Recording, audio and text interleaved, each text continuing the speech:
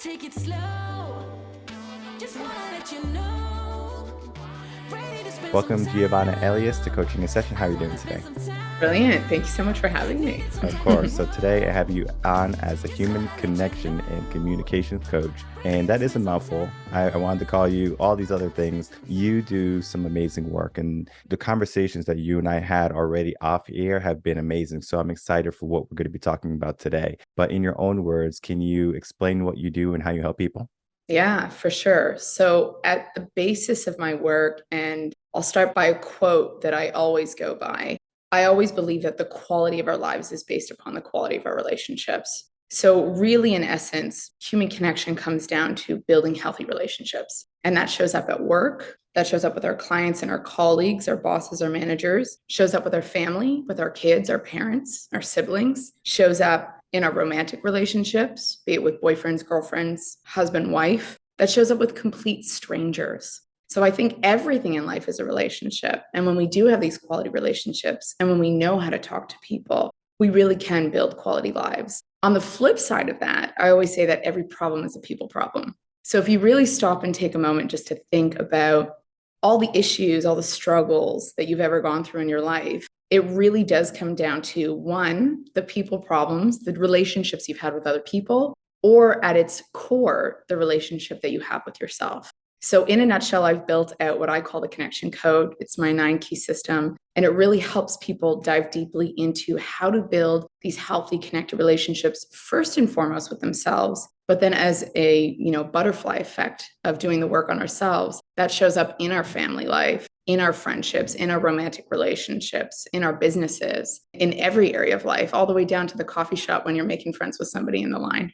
I think it's going to be important for the audience to understand the difference between what is a healthy relationship and what is a toxic type of relationship. Because even in my life, I see many friends and family members who hold on to toxic relationships, but they think it's healthy. So they have that mindset of, well, it's family, so it must be considered healthy because they're supposed to love me. They're supposed to have their best intentions for me. But sometimes their behaviors and their actions are not congruent to being a healthy type of relationship. Can I have some of your expert advice on the difference between a healthy versus a toxic relationship?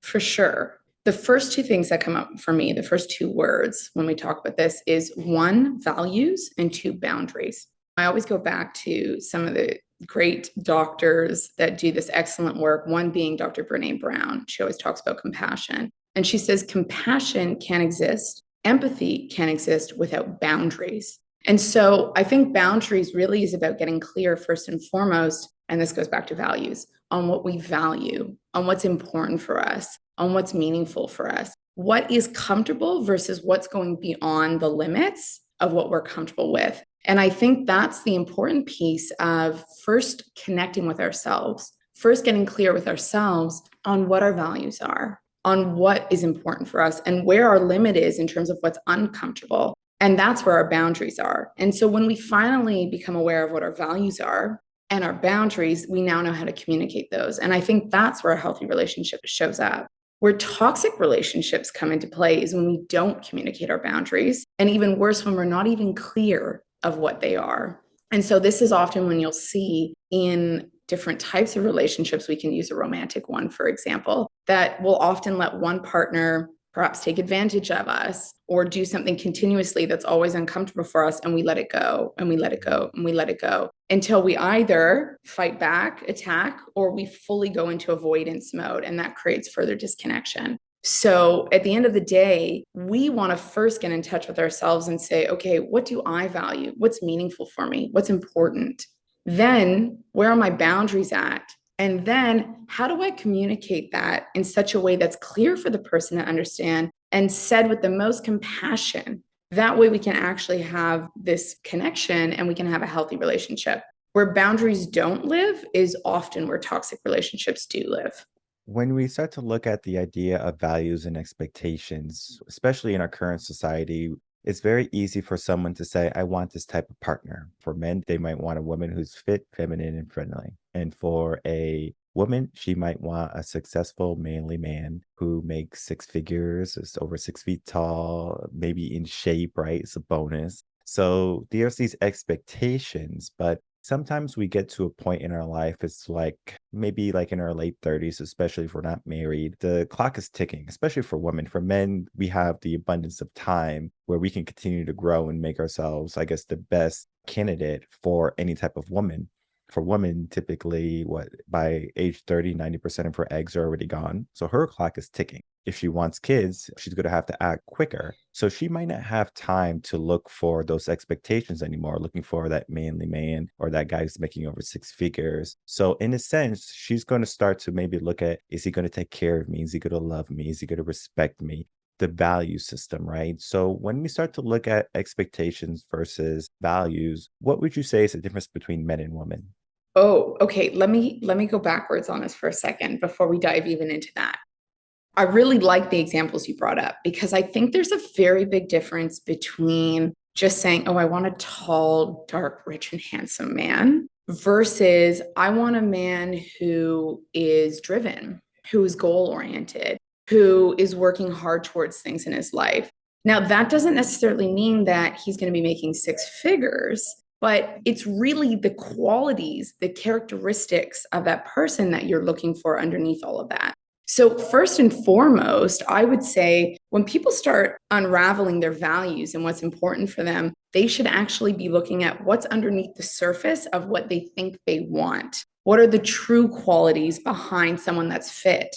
I would say most certainly having a fit man is obviously very attractive and appealing.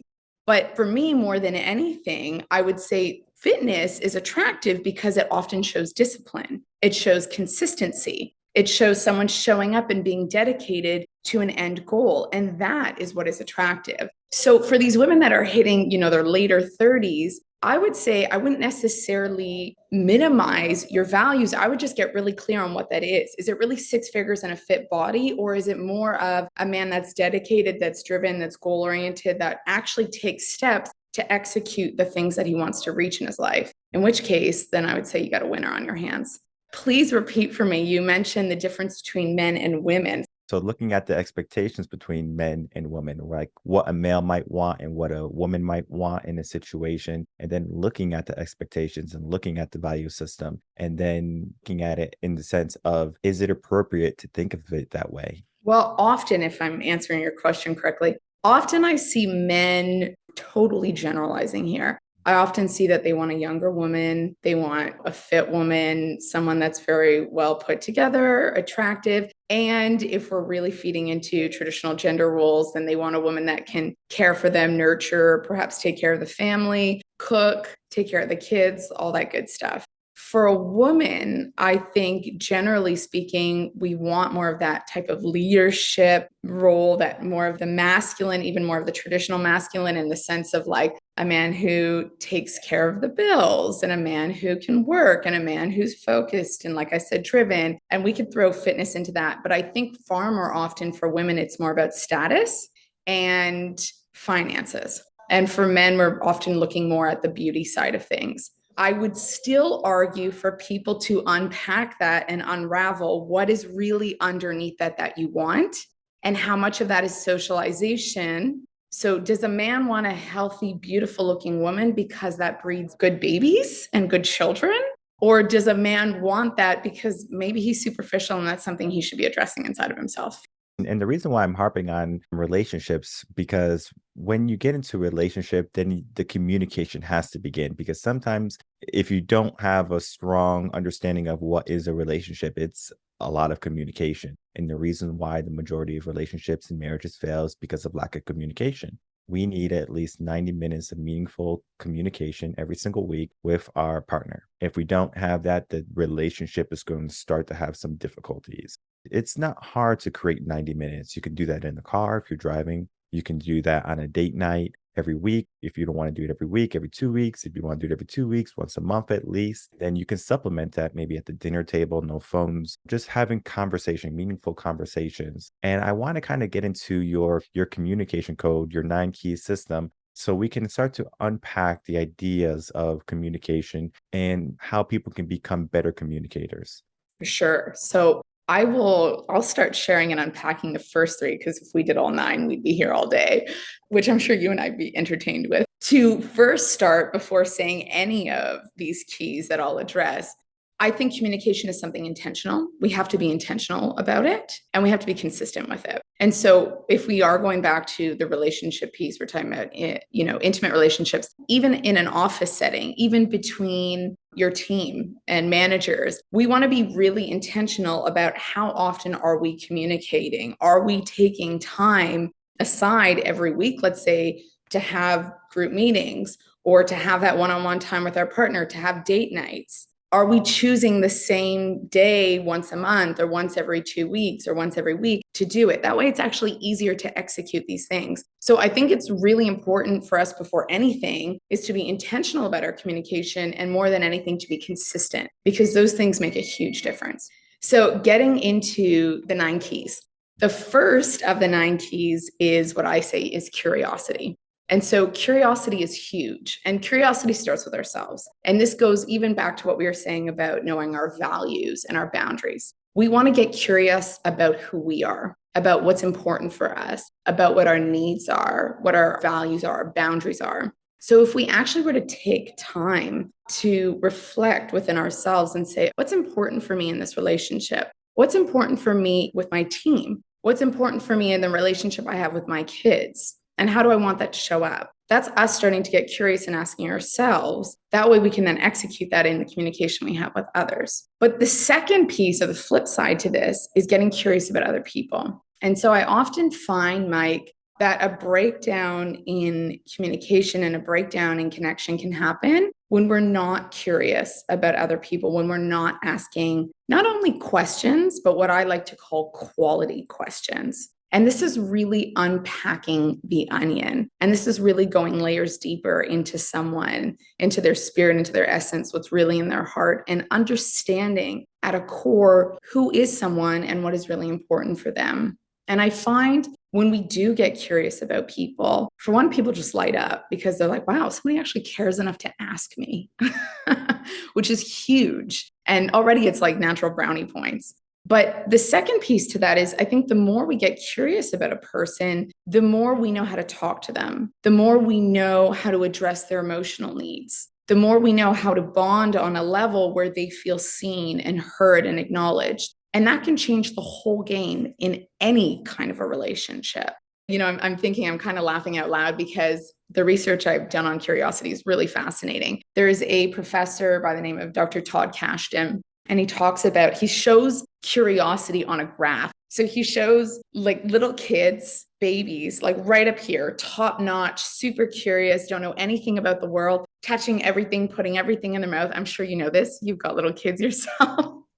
So they're curious. They want to know about everything going on, and they will use all of their senses to engage with something new for them. They're right up here.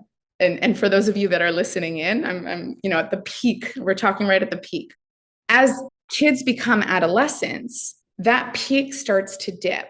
And so imagine it's sort of like a graph. They're dipping down and they're becoming less curious. Now, this doesn't mean that teenagers are less curious by nature. It just means often they're too afraid to ask. So imagine you're in a classroom. You're with a bunch of students. You know how this is. You're a teacher. You've got a bunch of kids that are there and all their peers are watching them.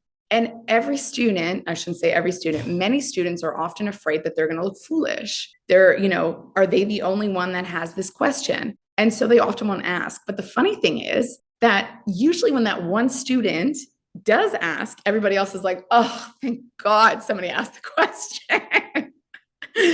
That sigh of relief, like, okay, so I'm not the only one that was thinking this. You know what I'm talking about. Oh, yeah. So it's not that teens don't want to know, it's that we're afraid to often ask. The funny thing, though, that showed up in the research is that as adults, not only does it dip even deeper down the graph, it concaves. And so adults are paralyzed to ask oftentimes. We're afraid to ask. We also assume that we should pretty much know everything at this point in time. And so we won't ask questions because we think, okay, maybe I should have already learned this. Or we're trained to believe that it's too intrusive. And so if we ask these uncomfortable questions, what do we always say in our society? Don't talk religion, don't talk politics, don't talk sex. I'm like, these are good conversations. Why can't we talk about them? And so I think automatically this kills curiosity and it creates a fear to go there because it might be too uncomfortable. And so I think if we were to actually give ourselves graces and allow ourselves to really just dig into that inner child curiosity again, we would have really fascinating conversations to begin with. Definitely a broader understanding of humanity as a whole and just different perspectives that we are often in our own bubble, in our own worlds, living in our own perspectives about until we start to have these different types of dialogues. But more than anything, I think we're able to connect deeper with people because we truly then start to understand what's going on in here and in here, mind and heart inside of someone. And I think that's really that's like the juice of connection. That's like the juice of understanding a human being. Let's break down curiosity before we kind of go on with the connection code. Curiosity is one of those things that people love talking about themselves, and it's important for guys, especially on the first date, to ask questions, to be curious about their date, and to have the woman talk about who she is, what she does, et cetera, et cetera. Because again, people love talking about themselves. So some of the work I do is I help men who are looking for relationships, and we look at the mindset of the opposite sex and also the mindset of them. Are you confident, right? We work on that. Most of the times this confidence issue where they might see a beautiful girl at the bar or something. They don't want to go up to her. Why, right? So we start to look at that, right? And then we implement systems and basically, I guess, routines that they can create to create the habit of, I can go talk to anyone and be perfectly fine. Because I think we give ourselves that fear. But going back to that curiosity aspect, when you're curious about what someone does, whether you're interested or not interested, it's going to still invoke that same feeling of, wow, this person is asking me questions. They're being inquisitive. And I always tell guys, there's a certain set of questions I typically tell them to ask. And some of those questions are red flag questions too, because you can get a good understanding of mindset just from the first 3 dates with someone. Typically, we can already show if a girl is going to be a good candidate for that type of individual. Can I ask what these questions are? We're gonna get there. We're gonna get there. I'm like, give me the juice, Mike. We're gonna get there. We're gonna get there. We have to validate what this person wants because sometimes they might want just a relationship for a month or a week or something, or they might want a free dinner. So we do have to understand that, especially because I also say that men have to be traditional on the first date because I tell women that if a man doesn't pay in the first date, then he's, no good, right? Amen. Now, this is going to cause hoopla, but this is to only be if you're looking for a long-term relationship. If you're looking for a fling, you guys can go out and get drinks, and that's perfectly fine. But if you're going to go out and try to find a relationship, it's a different type of situation. So I'm only looking at the aspect of we are trying to be in a relationship, not looking to hook up. So I already talked to the guy about this or talked to the woman about this. This is the situation we're looking at. We're not looking about hooking up. That's easy. So relationship. So when you're on that date, you're asking about their work, things like that. And the first thing you're going to figure out if they're traditional or if they're modern, right? So you ask about their parents. Are your parents still married? Oh, okay. How many siblings do you have? What order are you in that mix? Are you the youngest? Are you the oldest? Typically, you're the oldest. You're going to have a little bit more responsibilities, right? So that means you're over here taking care of your younger siblings. You're more responsible, right? So in a relationship, you're actually going to be more responsible. So you could be more attentive too. Okay, that's a good thing. If you're the youngest, you might be babied, right? So you might be daddy's girl or mommy's girl or whatever it is. So you have to understand that. And then you have to ask a few more questions. Okay, did you go to college? Yes, I'm going to college, blah, blah, blah. I went to school for this. Okay, why did you choose this major? Asking about that. They might say something, oh, the reason why I'm doing this is because it's making a lot of money. Or maybe the reason why I'm doing this is because my mom's a nurse. So you start to figure out why they did something. So if it's for superficial reasons like money, red flag. And it's so bad. It sounds so bad. It sounds so bad, but I have to tell men this because marriage is a bad deal for men. It's a terrible deal. That's interesting. It is a terrible deal. And we can even talk about that. Terrible deal for men. So I make sure that men understand that they're getting the best candidate for that wife role. Because if they get a bad candidate, they're going to lose half their stuff. They're going to lose the kids. They're going to lose their house. And the court systems, especially here in America, they favor the woman. So even if the woman is mentally unstable, she is going to be seen as the go-to person in front of a jury. The jury is going to say, oh, the mom's here. The mom wants the kids. The moms want the house. The mom wants this. Yeah. But guess what? She might not be a viable candidate. We could talk a little bit more about that. And then the third question is just understanding, like, can they be respectful? Do they ask questions to you? Are they attentive? Right? What did they order? Because if they're ordering a lobster for $250, are they being respectful? First date. I'm not saying get a salad, ladies. I'm saying understand what you order. There are going to be people, and there are videos out there of like a woman who go up, get like a $200, $300 plate. And then the guy's like, I'm not paying for this. And the girl's like, I can't believe you're not paying this, blah, blah, blah, blah, blah. Well, the reason why is because he understood the third red flag right there, that third question. It's like, you're not being respectful of me. Because if you can't even respect my wallet, how can you respect me as a person? So in the beginning, it's a lot of little things that add up to the bigger picture. The same thing with women. The women have to ask the right questions. There's a lot of red flags for men also that they have to validate before that. But, if you want to go into your maybe questions or your dating questions that you ask men, that's perfectly fine too. But for me, it's understanding, like, is he going to pay the bill, right? This is a simple one, right? Is he asking you questions? Number two, does he remember little things? Your favorite color, if you have a dog, the name of the dog, or a cat. The little things matter because they add up to the big things later. They definitely do. There's so much you said that I want to unpack, and I'm like, where do I even start? Communication is a lot to unpack, and then especially in the relationship aspect. For sure, huge. So just as a little playful side note, to avoid any conflicts about dinner in general, and maybe this is just how I operate from having traveled the world, most cultures don't have separate plates. They actually share food. So I actually think there's something really beautiful to be said about sitting together at the table and opening up the menu together and reading it together. And I'll always ask the man, like, what's calling your attention? Do we want to share a couple plates? Which ones do you like? These are the ones I liked. What do you think? And then it's kind of like a collaborative team effort to like pick your favorite foods. And then we've got a nice little array of things at the table that we're also eating together and sharing. So I think that just makes the whole experience that much more fruitful in general. So I do think this helps. I will say that men could afford to take the lead a little bit more oftentimes in restaurant situations, because it can be a bit awkward as a woman. Like, okay, he didn't open the menu. Are we going to eat? Are we just doing drinks? What does he eat? It's kind of nice if the man just says, oh, I've noticed a few of these things. Like, I really like these. Do you want to share them? Like just communicating over the food really just helps. Going back to the communication piece.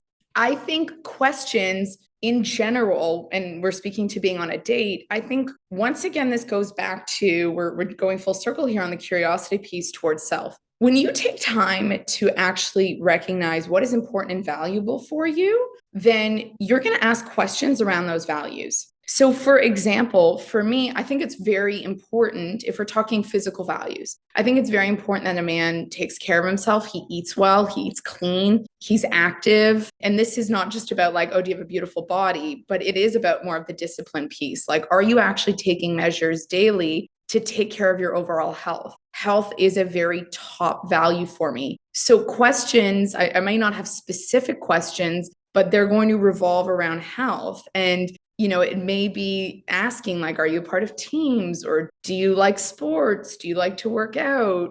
Whatever it may be in that realm, or, what are your favorite foods, your favorite dishes? Even something as simple as like culture, like understanding their cultural background will already tell you a lot about their upbringing, what they eat, what they enjoy, whether they value things like fitness, depending where they grew up, all of these different things as well. So I think it's really simple to ask questions when you're already clear on what your values are, because when you know that, okay, this is something that's important for me. I know, for example, that, I'm very driven in my own business. I love the work I do. I would want someone that actually wakes up in the morning and cares about what they're doing. Because to just see them do a 9 to 5 and feel drained at the end of the day is so out of alignment with the life I'm living. And I wouldn't want to see that in my partner either. So we'd also have conversations around that. It wouldn't look so much of like, hey, babe, how much money are you making? It's more like, do you love what you do? What made you decide to get into that? What led you to that? Do you find it exciting and fulfilling and fruitful? And is it worth it for you? And, how far along are you in that? That already gives you an idea of where someone might be at.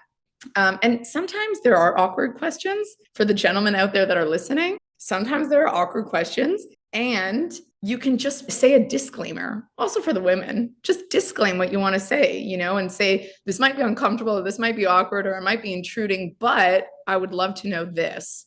And that way they know, like, you're aware that it might be awkward or, intrusive, and you really want to know about them. And that's it. So I almost think we need to be unapologetically curious. And then, like, looking at the connection code after curiosity, what's going to be the third? Because I know we talked about the first two. It's going to be dealing about curiosity in self and then curiosity in others. So But that's what the about the third one? first. Oh, that's both the first. Yeah. So every key is what I call them. Every key first addresses self, and then it addresses how that shows up in our relationships. Yeah. Okay. So So we're on the second one. we're on the second one, baby. All right. So here we go. Number two. Number two. So number two is what I call consciousness. And consciousness in a nutshell is chalked down to awareness. And awareness can be broken off into a few different pieces. Awareness first shows up as presence. So how present are you with the person? How mindful are you? And this goes back to what you were saying earlier, Mike, about the small details make a big difference, or remembering those small little things they shared with you. That goes a long way. That shows me that you are present.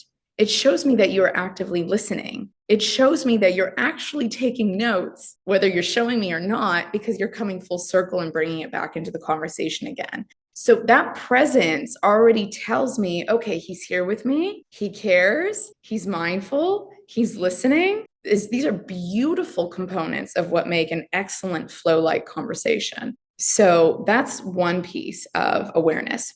The other piece of awareness is being aware of the mental, emotional, physical, and energetic. And we can unpack all of those. And that's a much bigger beast that I do go into in my program. But in a nutshell, I always say you want to be really mindful of whether you're feeling energetically drained or invigorated after any sort of interaction with a person. So this is very simply what I chalked down to before, during, and after.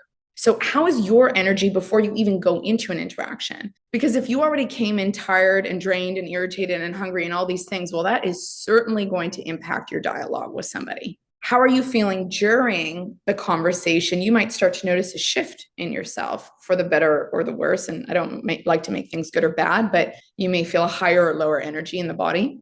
And finally, how are you walking away from that interaction? So I know at the end of the day, for example, dancing. Dancing is an activity that totally moves me. I know that I completely get into flow states. I know the interactions I have with the people on the dance floor are beautiful. And so every time I come home from that, I'm like so energized. And that energy transfers onto a partner, transfers onto whoever's in the space that I'm sharing it with, whatnot. So I'm aware of that. I'm getting energy from the environment. And then I'm also transferring that energy to other environments. There are certain people in conversations, and I'm sure you could agree with me on this. Have you ever spoken to someone before, Mike, that you're like, oh man, I'm so exhausted afterwards? Oh, of course, all the time. Yeah, that I would say, okay, tune into that. Now, whether that's like maybe a one-off thing, maybe that's not fair to completely judge someone based on a one-time experience, because you may have walked in and your energy may have been off, and you may have also been tired, and there could be different dynamics going on. But if you consistently notice that every time you're with someone, you're feeling drained, there's something to be said about that interaction. And so I think when we're mindful of our energy levels, when we check in with our body and say, is this interaction like really fueling me and bringing out the best in me, or is it draining me? That's also a very clear indicator as to whether you actually want to continue spending time with that person or people or not. I wrote a blog. This is one of my earliest blogs. I believe it's probably in 2018. I wrote this blog, maybe 2019. I forget when I wrote it. It's talking about the concept of different types of people, where the different types of people are going to be in the blog are toxic, anchors, and embers. So toxic people are going to be people who drain you, right? So kind of like they take away from you. So at the end of the conversation or the end of the meet, you're like, oh man, this is exhausting. I got to go drink something like a wine or a cocktail or like a bourbon, whatever you got available, you need it ASAP. But then you have anchors, and those are those quiet killers. Those anchors are going to be like your family members. They could be a spouse, a partner, boyfriend, girlfriend. It doesn't necessarily matter, but they can be people who keep you still, where they stop you from being more in your days and your life. It's so subtle that you might not even know that they're doing it. I talk about it in detail in the blog so you can easily understand who's an anchor in your life. And no one wants to be called an anchor. But in reality, most people who have family members that they associate with, a good majority of those people are anchors. I'm going to say one little piece on that and then go into embers. There was a rapper who did a little test before he made it. I just saw the video the other day. He sent a text message to 10 of his family members. And he says, hey, I'm trying to, get my career going.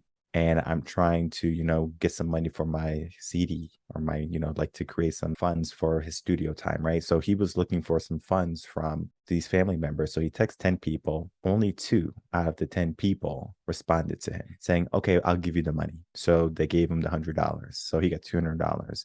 He probably didn't need the money, but it was a test. Who in my family is going to be there to light me up, to help me along my way? And then who's going to be there to take from my pockets when I have a lot of money in my pockets? Because now he has a lot of money. And those same people who didn't give him $100 are asking him for $100. So those people are going to be toxic and anchors, because at first they weren't helping you. They were keeping you where you were because they don't want to see you do good. They don't want to see you successful. But then you have those 2 people who invested that $100. I'm going to lift you up. I'm going to believe in you. And the thing about belief is that you only need one person to believe in you in the world, but it's a lot easier when you have more than one. If you have 2, if you have 3, if you have 5, you have 10, it doesn't necessarily matter. If you can believe in yourself and you have that type of mindset where I'm going to do this regardless of, I don't care if the world's against me, I'm going to do it, you're still going to do it. But if you have someone who's there and believing in you along the way, and that's why it's so important for communication, especially with your partner, to have someone who's going to believe in you. Because if they don't believe in you, then that's just an anchor in your life, because they're going to be stopping you from being more. Just that awareness of understanding who's in your life, it says so much.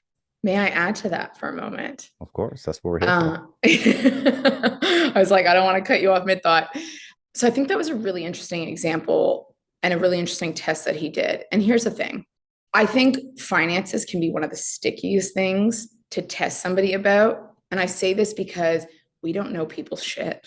Pardon my French. It may have absolutely nothing to do with supporting someone, as it may have something to do with either one, somebody else's financial situation being extremely scarce, or their mindset around finances being extremely scarce. And so I almost wonder if a better test would have been to say, can you show up at the studio when I'm recording this? I really want your support, your physical support there.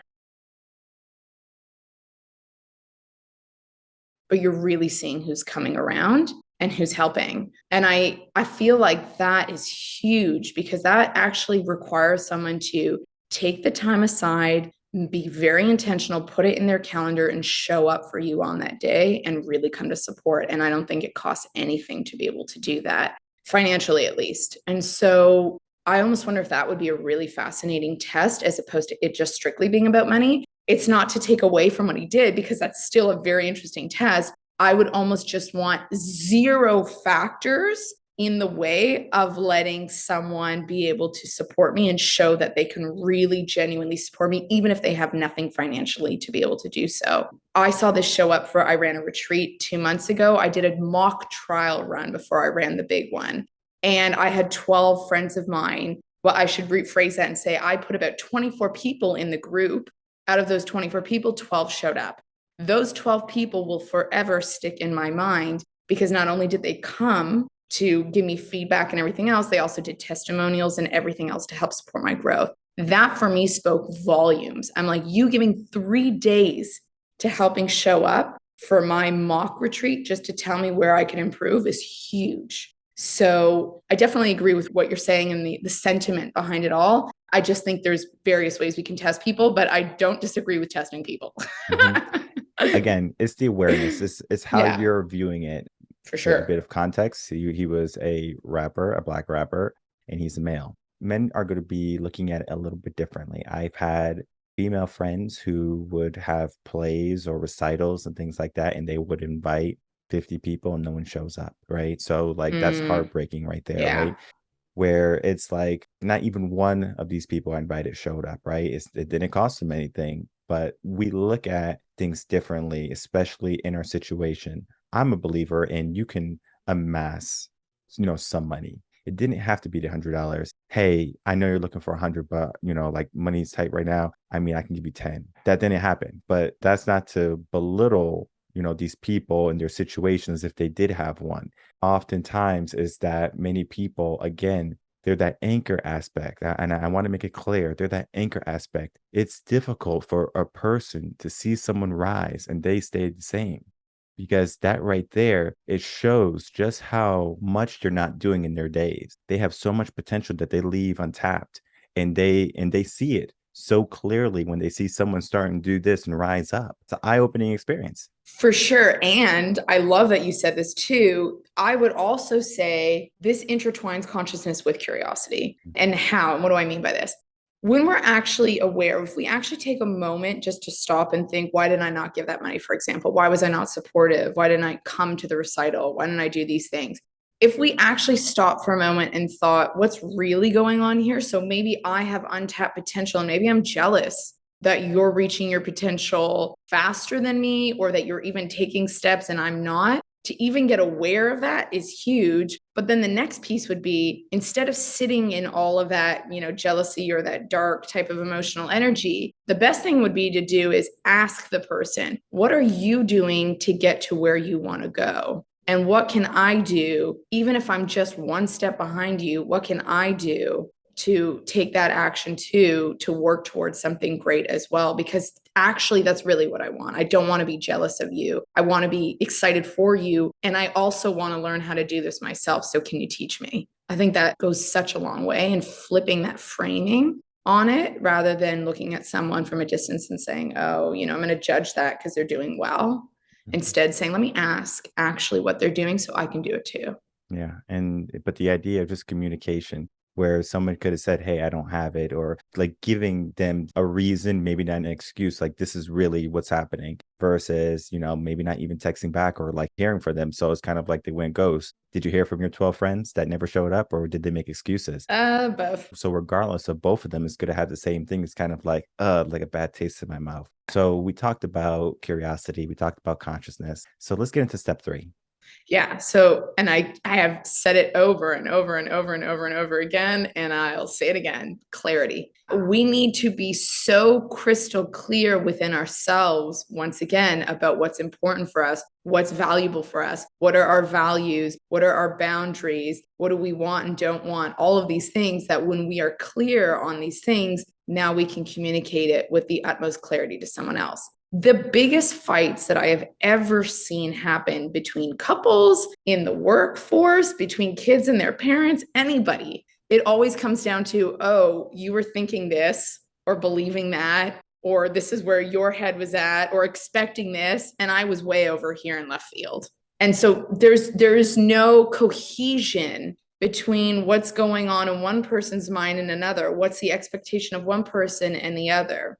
Right? There's no understanding of what one person wants and the other one doesn't want or does want. And so if you don't have that cohesion and that clarity, like that just leaves room for conflict to take place, because now we may not be on the same page, but we are assuming we are, and we're taking action forward in the relationship until, potential hell breaks loose. What would be an example of a relationship applying clarity? Oh, I mean, this is kind of off in left field, but I'll give you a perfect example right now. I went out for dinner last night with a friend of mine. I communicated and said, I'm at the restaurant, I'm around the back.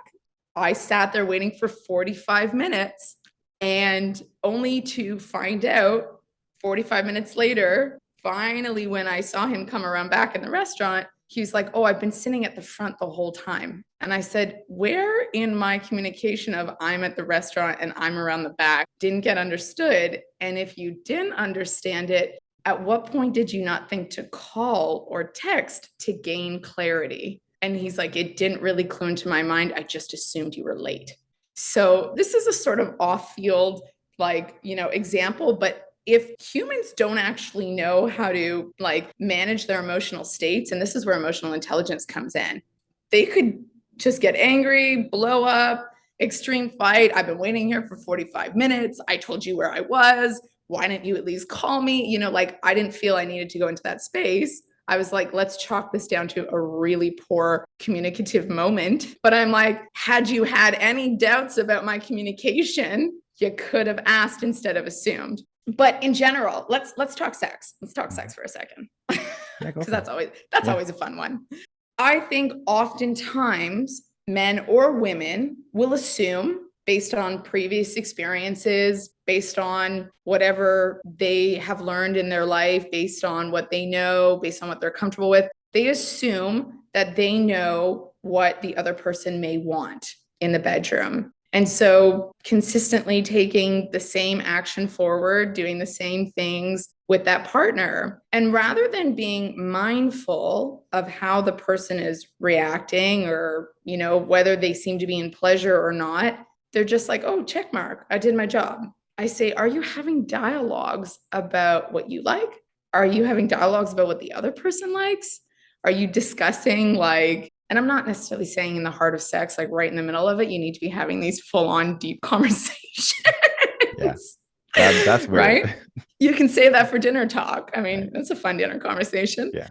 But why not ask those questions? That's another one that people are afraid to get into. Oh, sex, that's too taboo. We can't talk about that. And I'm like, why not talk about it? And why not get clear on what you like?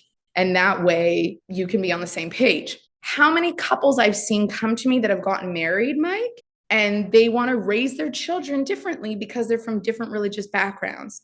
And I say, did you guys not talk about your difference in religious beliefs while you were dating? And did you not talk about how you'd want to raise your kids? Or people getting married and one wants kids and the other one doesn't. And I'm like, did you guys not have these conversations about children and whether you want them or not? These are they seem almost obvious and basic, but it sometimes baffles me how much what seems to be simple conversations don't actually take place until it shows up when you're married and you say, oh, let's finally talk about the details of our marriage.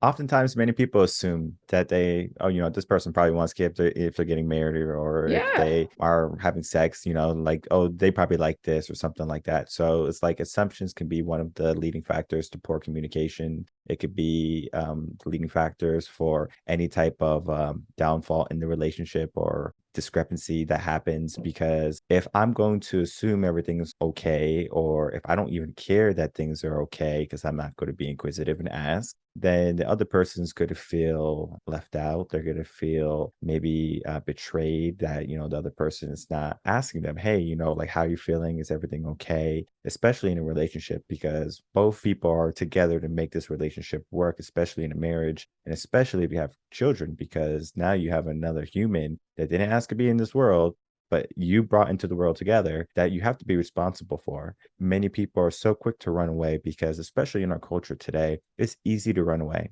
It's easy to say, you know what, I'm done, versus then let's communicate and let's fix this. Why do you think communication is so hard in that situation? Oh, one, we're not taught this in school. Point blank. This is something, such an important skill. And yet we don't feel the need to even have full-time classes on this skill. It's involved in everything that we do, and yet we don't talk about talking. So one, I would say it's just a skill that's almost left stagnant, that we haven't practiced. It's a muscle that we haven't built up. We're maneuvering through how to communicate every single day. I would also say that oftentimes, based on our upbringing, people will either, like I said, they'll either fight, freeze, or flight, right? These are the three different sort of general automatic responses to communication. So, it's either this thing we're talking about is bringing up so much emotion in me that maybe I'm not even aware of. Let me fight back about it. Or they freeze, they're paralyzed. I'm not sure how to maneuver this. I'm kind of afraid. I don't want to hurt their feelings. I don't want to lose them. I don't want it to create this big fight. So then they just freeze and don't discuss.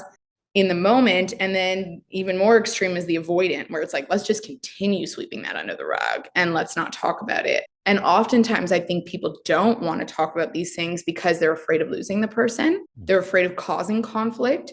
They're afraid of things not working out in favor for them. And I would say, sure, in the short term, that may work for you, but in the long term, you're actually creating more of a wedge between you, and you're slowly moving towards greater and greater disconnection rather than actually having what could present as the difficult conversations. But every difficult conversation actually leads us closer and closer to connecting with each other, assuming we also have the ability to emotionally manage ourselves.